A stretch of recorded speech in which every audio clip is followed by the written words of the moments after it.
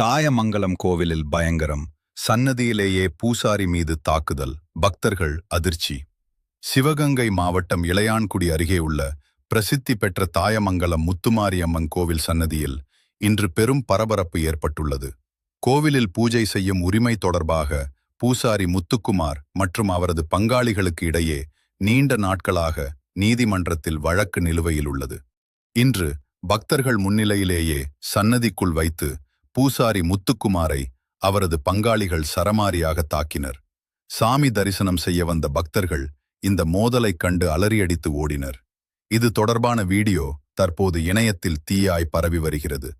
சம்பவம் குறித்து இளையான்குடி போலீசார் தீவிர விசாரணை நடத்தி வருகின்றனர்.